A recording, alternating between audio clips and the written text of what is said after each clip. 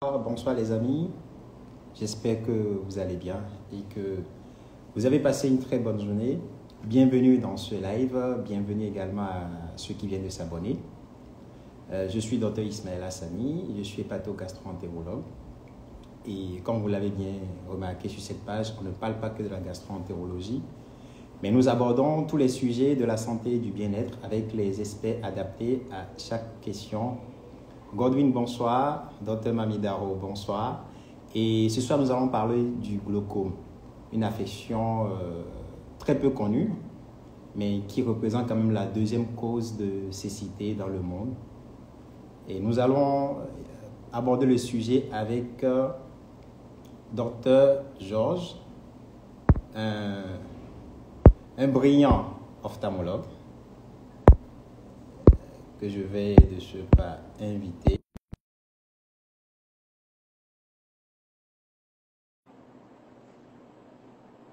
Mouni, bonsoir.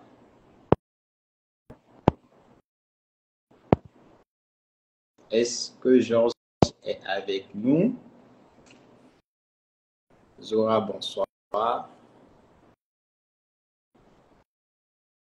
Elsia, bonsoir. Alors,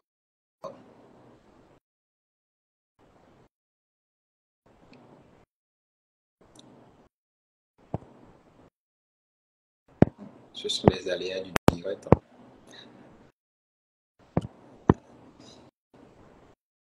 Docteur Georges, est-ce que tu es avec nous?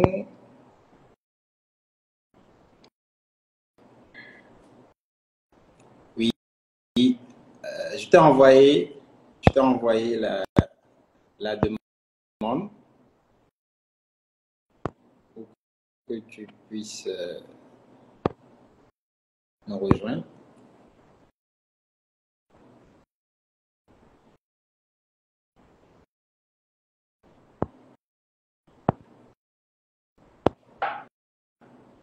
Alors, qu'est-ce que le glaucome? Quels sont les symptômes? À quel moment faut-il consulter un ophtalmo? Et quels sont les moyens de prévention du glaucome? Nous allons aborder tous ces sujets-là, toutes ces questions avec Dr Georges, qui a un peu de mal à se connecter.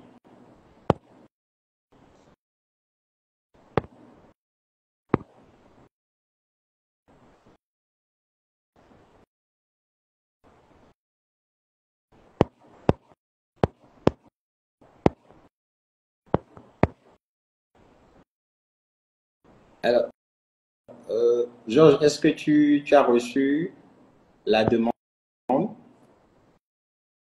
Mais on me dit que tu ne peux pas participer. Je ne sais pas pourquoi.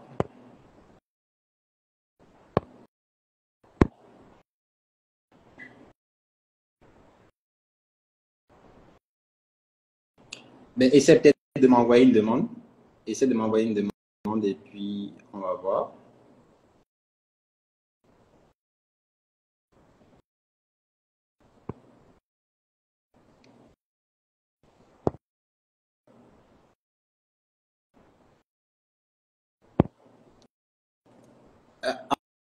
Envoie-moi une demande, s'il te plaît, Georges.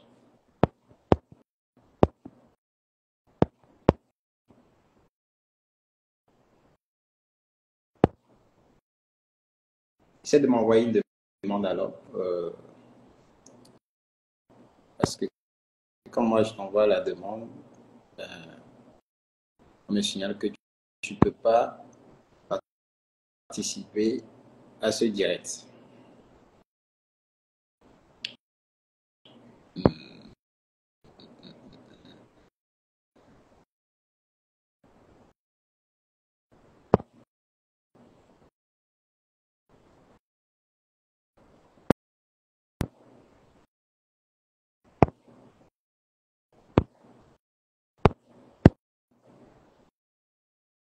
Essaie de m'envoyer la demande, Georges.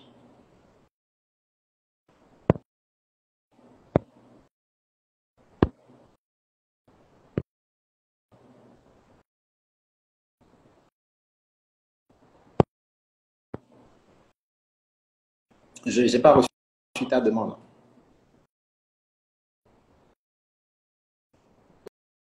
Bon.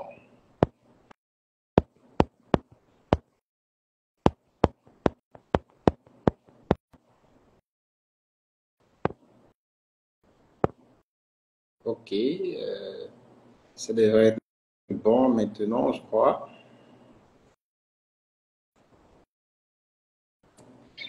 Bon, c'est parfait. Enfin. Bon, normalement, là, c'est bon. Oui, là, c'est bon, là, c'est bon. En fait, bon, je ne sais pas pourquoi je ne la vois pas sur mon ordi. Je suis obligé de me connecter de mon téléphone. Tu es connecté là sur sur ton téléphone ou l'ordi? Oui. Bon, mais... Alors, j'ai l'impression que tu es connecté sur le téléphone et l'ordi en même temps. Oui. Non, non, déconnecte-toi de l'un des appareils. Bon, d'accord. Attends, je me déconnecte de mon du téléphone alors.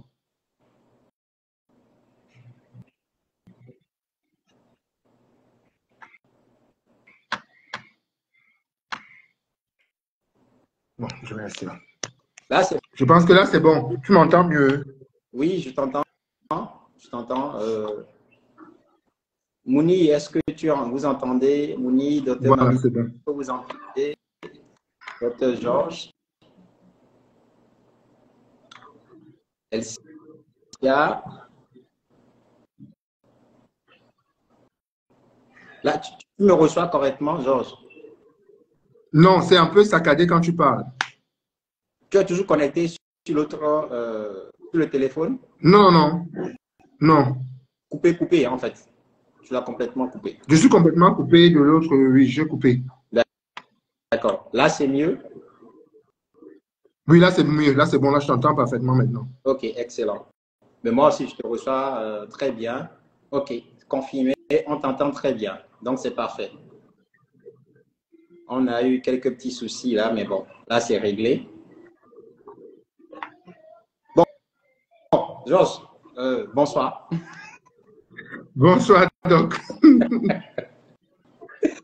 Bon, je vais te laisser te présenter. Pour ceux qui ne te connaissent pas. D'accord. Bon, je m'appelle Georges Mouen Bangué. Je suis médecin ophtalmologue, diplômé de Dakar comme mon cher aîné et maître. Et j'exerce et travaille au Cameroun depuis déjà à peu près 9 ans comme ophtalmo au Cameroun. Donc, c'est à peu près ça. J'exerce en cabinet privé principalement. D'accord, très bien. Ben, merci d'avoir accepté de participer, de jouer le jeu, je vais dire, et de partager tes connaissances avec nous. D'accord. Je pense que on a déjà dit, on a planté le décor. Excellent ophtalmologue. Je ne vais pas te contredire, totalement d'accord. Et bon, alors, ma première question, c'est quoi le glaucome? Bon, je vais expliquer d'abord de manière assez scientifique, hein, avant d'aller dans les termes assez simples. Sur le plan scientifique, nous, en ophtalmologie, on décrit le glaucome comme une neuropathie optique chronique progressive, caractérisée par une atteinte du nerf optique et des anomalies au champ visuel. Ça, c'est la définition très scientifique de la chose, en fait.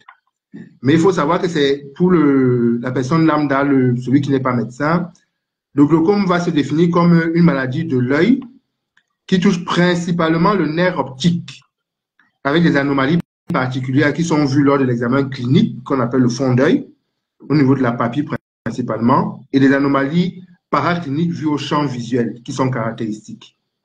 Donc, c'est à peu près ça le glaucome. Et c'est une maladie qui est potentiellement cécitante.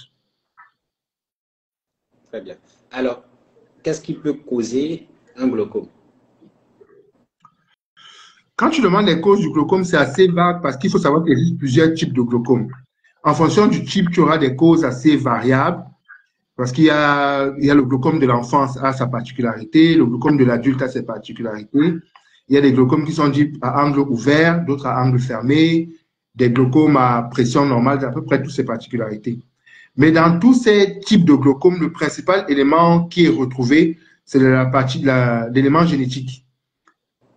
En effet, le glaucome a une forte composante génétique. Ça dit que si vous avez un parent dans la famille qui est atteint de glaucome, vous avez des chances de faire un glaucome. Pas à 100%, parce que ce n'est pas une composante dominante, mais on demande toujours aux patients, est-ce que dans les antécédents familiaux, est-ce que vous avez du glaucome? Maintenant, tout le reste sont considérés comme des facteurs dits favorisants, bien entendu. On va te dire, la race noire fait beaucoup plus certains glaucomes que d'autres. La race asiatique a des glaucomes particuliers. On a l'âge au-delà de 50 ans, ça donne le glaucome. Le sexe masculin fait un peu plus de glaucome. Et tout ce qui est maladie cardiovasculaire, principalement l'hypertension également, est un facteur favorisant du glaucome. Mais pas le facteur déterminant. Comme je dis, ça reste un facteur favorisant. Le seul élément sur lequel on est sûr, c'est vraiment l'élément génétique. Donc, c'est à peu près ça pour brosser grosso modo les causes du glaucome. On va parler peut-être de facteurs de risque glaucome. Voilà. Oui. Génétique et oui. L'âge. Exactement. L'âge au-delà de 50 ans, comme j'ai dit, c'est souvent très... Et les maladies cardiovasculaires, notamment l'hypertension artérielle. Exactement. Alors, tu en as parlé tout à l'heure, mais comment poser le diagnostic de glaucome? Le diagnostic du glaucome, j'ai envie de dire, c'est à peu près comme la plupart des maladies. Oui, les circonstances de sont, la plupart du temps, c'est vraiment une découverte banale. C'est-à-dire, un patient qui vient, il veut juste changer sa paire de lunettes qu'il a, ou alors j'ai l'impression que je vois un peu flou. Et c'est vraiment lorsqu'on fait l'examen qu'on appelle le fond d'œil, on va tomber dessus. Maintenant, on peut avoir également, lorsqu'on prend la tension oculaire, qui n'a rien à voir avec la tension artérielle, deux choses tout à fait différentes, il faut qu'on soit clair. La tension de l'œil et la tension du corps, c'est pas du tout pareil. On peut tomber sur une hypertonie oculaire, qui également est un facteur, un élément qui entre dans les signes. Mais la plupart du temps, le glaucome n'est pas un élément douloureux.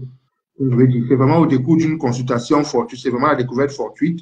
Et dans les interrogatoires, maintenant, comme j'ai dit, au fond d'œil, on a ce qu'on appelle une excavation papillaire. C'est au niveau de la tête du nerf optique. Vous avez ce que vous avez, entre guillemets, on va dire un trou qui va se creuser. Et ce trou, en se creusant, qui fait donc évoquer le glaucome. Et à ce moment-là, on a une suspicion. Et les éléments de confirmation, maintenant, on va aller vers un champ visuel, les éléments qu'on appelle le champ visuel, qui va nous montrer des anomalies particulières. On a ce qu'on appelle maintenant l'OCT. C'est un genre de scanner de l'œil qui va nous découper les couches de l'œil pour voir s'il y a des fibres qui sont atteintes.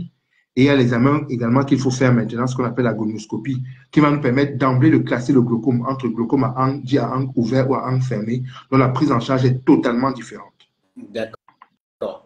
Donc, tu as parlé tout à l'heure des découvertes fortuites pour la plupart du temps. Oui, oui. Et quand il y a un symptôme, c'est flou visuel éventuellement. Vraiment, éventuellement, lorsque le patient ressent le flou visuel la plupart du temps, ça veut dire soit la tension oculaire est vraiment très, très élevée, ça c'est un des facteurs, là il y aura un flou, ou alors le glaucome est déjà tellement évolué que le patient ressent cette baisse de vision. Mais on vous dit sur le plan scientifique que lorsque le patient lui-même ressent cette baisse de vision, il a déjà perdu 30% de ses fibres optiques, de ses fibres visuelles. Donc, c'est plutôt dire. Et la principale, ou peut-être l'ultime complication, c'est la cécité. Alors, quelles sont les complications de cette maladie? Je commencerai donc par la plus importante, qui est la cécité. Le glaucome, c'est une cause de cécité non curable. Il faut qu'on soit bien clair là-dessus. La vision que vous avez perdue à cause du glaucome, on ne peut plus rien faire, on ne peut pas la retrouver. Vous avez perdu, c'est totalement perdu. Donc, c'est la complication principalement la plus grave. Maintenant, les autres complications vont être actives. Ce sera surtout dans la qualité de vie. Parce que quand vous avez le glaucome, vous perdez le champ visuel. Le champ visuel, ce n'est pas la vision de face, mais c'est la vision périphérique qui, elle, va se rétrécir. Donc, en qualité de vie, on va vous dire qu'à un moment, vous ne pourrez plus conduire, vous ne pourrez plus voir sur les angles morts, ce genre de choses. C'est principalement ça que vous avez comme complication et c'est ça, les douleurs qui peuvent s'ensuivre lorsque le glaucome est assez évolué également. Voilà. Alors, vu la gravité de cette pathologie, alors à quel moment faut-il consulter un ophtalmologue? Déjà, je dirais, déjà de manière normale, un patient qui n'a pas, quelqu'un qui n'a aucune se plaint d'aucune pathologie, ne se plaint de rien, doit déjà consulter l'ophtalmo au minimum une fois par an. Ça, c'est déjà systématique. Maintenant, ceux qui ont des facteurs de risque, c'est-à-dire vous avez des antécédents familiaux, vous êtes hypertendu, on demande un contrôle au moins de le faire tous les 6 mois. Donc, je dirais, toute personne lambda doit le faire parce que, comme je dis, vous n'avez pas de signe précurseur précis. C'est vraiment une découverte fortuite.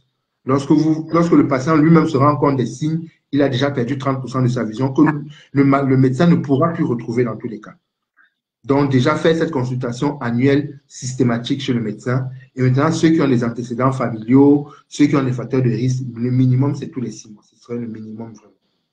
Donc, tous les 6 mois, une fois par an, une consultation voilà. De routine. Oui. Donc, il faut être plus vigilant quand vous avez des antécédents, plutôt des facteurs de risque de glaucome. Oui, alors, voilà. Effectivement. Comment traiter le glaucome? C'est vrai, il y a plusieurs types de glaucome, mais les modalités thérapeutiques, je vais dire. Bon, il faut bien qu'on soit clair. Comme je l'ai dit tout à l'heure, quand je parle de traitement, ce n'est pas dans le but d'être curable. C'est une maladie qui est chronique, qui est à base génétique. Donc, il faut savoir qu'on n'en guérit pas. Une fois que vous êtes dépisté, effectivement, glaucomateux, vous n'allez pas en guérir. Le but, c'est de ralentir, voire stopper l'évolution de la maladie. Mais vraiment la ralentir au maximum. Parce que c'est ça, il faut comprendre ça, il faut que ce soit clair. Donc, quand on parle de traiter, ne vous dites pas qu'on va traiter et vous allez guérir de votre glaucome. Non, vous allez rester malgré tout en surveillance. Il existe donc 3 moyens principaux. Il y a des moyens qui sont dits physiques, c'est principalement du laser qui peut être réalisé. Il y a des moyens médicamenteux avec des colliers que vous allez devoir instiller chaque jour, matin et soir, seulement le matin. Parfois, vous pouvez être à 1 collier, à 2, on va jusqu'à une trithérapie qui est recommandée, jusqu'à 3 colliers, c'est le maximum qui est recommandé maintenant. Et maintenant, vous avez également la chirurgie qui peut être faite à différents stades. Maintenant, en fonction du stade et du type de glaucome que vous avez, ça peut être préconisé, la prise en charge peut être différente, en fonction également du patient, bien entendu. Parce que je vois comme mon maître, le professeur Dia disait, pour lui, par exemple, qui est très ophtalmologue, qui est très chirurgical, un patient, un enfant, je dis n'importe quoi, de 15 ans, chez qui vous dépistez un glaucome, devoir lui instiller les gouttes pendant à peu près 40 ans, il y a tous les effets secondaires qui vont suivre après. Il faut plutôt préconiser dans ce cas une chirurgie. Mais quelqu'un qui a 60 ans, avec tous les facteurs de risque qu'il peut avoir, ça reste une chirurgie, aussi bien qu'elle soit une chirurgie ambulatoire, ça reste une chirurgie avec tous les effets secondaires qu'on peut avoir. Vaut mieux commencer par un traitement médical. Donc, ça dépend vraiment du patient. C'est vraiment, il faut aller au cas par cas. Ce n'est pas j'ai vu tel glaucome et j'agis comme ça. Non, il faut savoir tout ce qui va avec. D'accord. Donc, on ne peut pas guérir du glaucome. Il faut retenir cela. Oui. Le traitement repose soit sur un traitement médicamenteux, soit un traitement par laser, un traitement instrumental, ou la chirurgie. Donc, toujours au cas par cas, traitement personnalisé.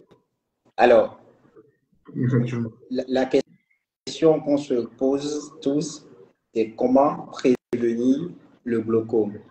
Une maladie incurable, difficile à diagnostiquer, je vais dire. Il n'y a pas de signes. Quand les signes apparaissent, c'est qu'on a déjà perdu, tu l'as dit, 30% de la vue. Comment prévenir cette pathologie? Quels sont les moyens dont on dispose pour prévenir? Bon, donc, je reviens à ce que je t'ai dit tout à l'heure. Il ne peut pas avoir de prévention parce que, de un, c'est un caractère génétique. Il faut d'abord savoir ça. C'est ça d'abord qu'il faut savoir. Donc, déjà, au moins, avoir ses antécédents familiaux. Savoir, est-ce que dans la famille, il y a des gens qui ont perdu la vue? Chez nous, surtout, je prends dans notre contexte ici africain, pour moi qui suis en consultation, souvent, c'est quand au début d'une consultation, le patient te dit, oui, j'ai ma grand-mère maternelle qui ne voit plus depuis et tout, mais il ne sait pas pourquoi est-ce qu'elle ne voit pas, est-ce qu'elle avait une maladie, est-ce qu'elle avait autre chose, est-ce qu'elle a eu un accident, ils ne savent pas. Donc, déjà, savoir ça. Mais quand vous dites prévenir, la prévention ne va rester que sur cette consultation de routine qui est systématique. C'est ça, en fait, qui va faire de prévenir. Et maintenant, celui qui a les facteurs de risque, lui, il faut qu'on aille dans des consultations un peu plus rapprochées. Mais si dans votre famille, vous savez que vous avez des personnes qui ont perdu la vue, ou si vous savez que vous avez même des personnes déjà glaucomateuses connues dans la famille, il faut aller déjà se faire. C'est le dépistage qui reste la prévention. C'est ça que je vais dire. Voilà. La prévention repose sur un dépistage précoce. Sur le dépistage précoce, le plus précoce possible. Et alors, dans ta pratique, quelle est la prévalence du glaucome dans ta consultation, dans ta cohorte de patients? Je dirais, bon, je vais d'abord aller en généralité. Je parle, moi qui exerce au Cameroun en ce moment. Oui. C'est vrai que les derniers chiffres qu'on a datent d'à peu près une dizaine d'années. ici. La prévalence ici au Cameroun était de 5,5% pour le glaucome. Tous les glaucomes confondus. C'était ça la prévalence. Moi, dans ma pratique quotidienne, je dirais facilement, j'approche à peu près 10 à 15%. Parce que c'est assez fréquent. J'ai des familles même de glaucomateux que je suis, où vous avez le grand-père, vous avez le père, vous avez un des enfants, ainsi de suite. Il y en a, franchement, il y en a. Et le glaucome, comme mon patron a l'habitude de dire, tant qu'on ne cherche pas, on ne trouve pas.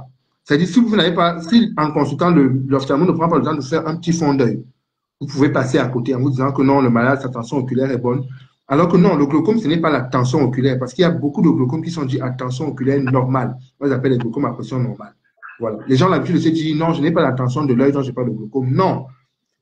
Vous dire, la pression intraoculaire n'entre même pas dans la définition du glaucome. Donc, avoir une tension oculaire élevée ne veut pas dire que vous êtes glaucomateux. Comme l'inverse ne s'applique pas non plus. Donc, le fait qu'on vous dise que non, vous n'avez pas de tension oculaire n'exclut en rien le glaucome. Il faudrait qu'on voie votre fond d'œil, on voit une anomalie présente ou pas, et ensuite, on fait un champ visuel, principalement, et on dépiste. Donc, il y en a, je pense qu'il faut vraiment chercher. Pardon? Vas-y. Non, vas-y. Je dis que nous, ophtalmo, on doit vraiment s'atteler à rechercher le glaucome. Parce que c'est comme je l'ai dit, c'est une maladie qui est existante. Une fois qu'elle est dépistée, si elle est dépistée tardivement, c'est le patient qui en souffre, en fait. Il est inadmissible que je suis un patient pendant 1 an, 2 ans, 3 ans. C'est au bout de 5 ans que je me rends compte que, ah, monsieur, vous êtes glaucomateux, hein. Non, je devais voir ça venir. Si j'avais une anomalie que je pense que je ne suis pas convaincu, je dois donner des rendez-vous beaucoup plus rapprochés. Je ne dois pas dire au patient, OK, je vous ai changé les lunettes cette année, revenez dans 2 ans, alors que j'ai vu une anomalie qui peut me paraître suspecte. Donc, c'est ça. Donc, dépistage plus, et aussi connaître les antécédents familiaux. Parce que aussi, voilà. En cas de glaucome, il y a certains médicaments qui pourraient potentiellement aggraver ce glaucome. Exactement. On vous dit, le glaucome, par exemple, il y a beaucoup de glaucomes qui sont dits cortico-induits. Tout ce qui est corticoïde, que ce soit en colis, par voie orale ou ailleurs, vont entraîner des glaucomes. Il y a beaucoup de glaucomes cortisoniques, on en a énormément. Bon, pour nous qui étions au Sénégal tous les deux, il y a beaucoup de femmes qui font ce qu'on appelle le restal, la dépigmentation artificielle, qui entraîne énormément de glaucome, après, glaucome cortisonique. Ici, c'est beaucoup moins fréquent, mais ici, les patients qui ont des conjonctivites ont tendance à aller souvent en pharmacie, et c'est un colis à base d'antibiotiques et de corticoïdes qui est prescrit. Donc, le patient commence à le prendre de manière anodine. Dès qu'il a l'œil un peu rouge, il va mettre un colis. Il va mettre un peu rouge, il va mettre un colis. Il peut faire 3-4 conjonctivites dans l'année. À force de mettre des corticoïdes, le corticoïde va lui entraîner un glaucome. Il va se dire non, comme chez nous en Afrique, on va dire c'est la sorcellerie, on lui a lancé ça. Alors qu'en fait, il y a eu tout un processus parce qu'il mettait des gouttes qui n'étaient pas bonnes pendant des années et des années, des mois et des mois, sans se rendre compte des effets secondaires que ça pouvait lui entraîner. Alors, il y a une question de Cécile. Mon père souffre du glaucome et sa vision de jour en jour. Il suit son traitement, mais ce n'est plus efficace. Qu'est-ce que tu recommandes à Cécile? Déjà, bon, première chose, il faut forcément qu'elle aille reconsulter son patient, faire reconsulter le papa. Deuxième chose, maintenant, quand il dit la vision baisse, vous savez, la vision, c'est ça un peu ce que nous avons en ophtalmo. La vision, c'est assez subjectif. C'est le patient qui vous dit que sa vision baisse. Vous ne pouvez pas mesurer. C'est vrai qu'on a l'échelle de l'acuité visuelle, mais quand elle est à la maison, quand le papa dit que la vision baisse, c'est par rapport à quelle distance, c'est par rapport à quoi, quelle était sa vision antérieure.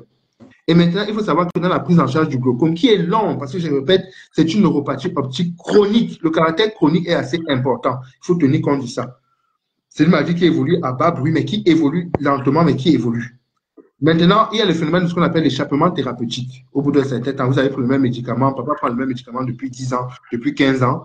C'est clair qu'à un moment, il faut passer peut-être au palier supérieur parce que le médicament n'a simplement plus d'effet.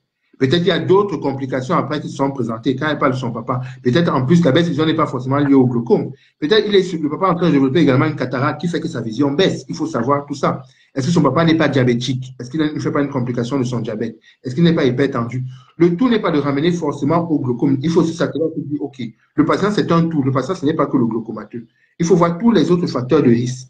Elle parle de son papa, je ne sais pas quel âge il peut avoir, mais est-ce que tous les autres facteurs de risque ont déjà été vérifiés pour être sûr que, OK, à part le glaucome, il n'y a rien d'autre qui explique cette baisse de vision de papa. Et peut-être aussi, papa est au stade où le traitement médical ne marche simplement plus. Parce que papa, il a combien de colis? Comme je vous ai dit, voilà, on a dit le maximum maintenant, c'est une trithérapie. On peut aller jusqu'à 3 médicaments, 3 molécules. Si on passe déjà à 4 molécules, il faut aller plutôt en chirurgie ou en moyen physique avec du laser. Donc, je ne sais pas à quel stade exactement se Là, trouve son papa. Donc, là, c'est beaucoup plus à voir. elle continue. Hein. Il n'arrive plus à écrire ni à lire. Il a été opéré de la cataracte. Oui. Et son œil D'accord. est endommagé. Bon. Le nerf optique endommagé, ça c'est typique, c'est le glaucome. Ça c'est sûr, bon, d'après ce qu'elle dit, hein, parce qu'il y a plusieurs affections qui endommagent le nerf optique, mais bon, je parle du fait qu'elle a eu le diagnostic du médecin de l'ophtalmo qui a dit effectivement, pour le papa souffre d'un glaucome. Il a déjà été opéré de cataracte, donc normalement les milieux sont assez transparents pour qu'il puisse voir. L'autre solution, c'est est-ce qu'il y a les autres facteurs de risque, comme j'ai dit? Est-ce que son papa n'a pas un diabète? Est-ce qu'il n'a pas une hypertension? Est-ce qu'il n'a pas ce qu'on appelle une DMLA, une dégénérescence de la macula, qui est une autre pathologie aussi nécessitante? Et maintenant, est-ce que le traitement que papa prend en ce moment, est-ce qu'il est encore bon? Est-ce qu'il n'est pas temps de rajouter peut-être une deuxième molécule, voire la troisième molécule, et suivre papa? Et maintenant, si ça ne va pas, allons au moyen physique, puisqu'il a dit, allons la chirurgie même, puisqu'elle a dit qu'il était opéré de cataracte, il n'a pas été opéré de glaucome. Peut-être qu'il est temps maintenant de l'opérer déjà de son glaucome également. Son médecin lui aurait dit que ce n'est plus possible de faire la chirurgie. Bon, ça veut dire que soit on est déjà en glaucome, comme on dit, en phase terminale. Parce que comme j'ai dit, le glaucome, ce qui est perdu n'est plus récupérable. Si je suis sûr que la chirurgie ne va pas apporter plus de bénéfices que de risques, Ouais. c'est pas utile. Il vaut mieux laisser papa avec son traitement médical et le peu de vision qui lui reste. Parce que la chirurgie également, on a une perte de cellules visuelles pendant l'acte chirurgical qui peut l'entraîner complètement dans le noir complet, dans l'incécité totale. Voilà. Donc, c'est à peu près ça. Donc, ça dit que son papa est certainement à un stade de glaucome déjà assez évolué, qu'on appelle chez nous en glaucome dit terminal. Et à ce moment, on ne fait qu'entre guillemets, on va dire du traitement palliatif. Très bien. C'est très clair. Oui.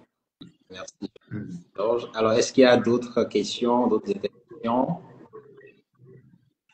Je pense que c'est très précis. Alors, il y a d'autres interventions. Sinon, ben, on va demander à Georges son mot de fin et puis on va fermer la session. Bon, je vais dire merci à mon aîné maître, Dr Ismaël, pour l'invitation. Merci beaucoup de m'avoir permis de partager mes connaissances sur le glaucome avec tes followers. J'espère être invité sur ta chaîne pour d'autres interventions concernant les maladies oculaires. Merci encore et merci beaucoup. Avec plaisir. Merci à toi aussi. Merci d'avoir accepté de venir par ici pour échanger avec nous sur ce sujet. On n'en parle pas beaucoup et c'est une maladie qui est méconnue.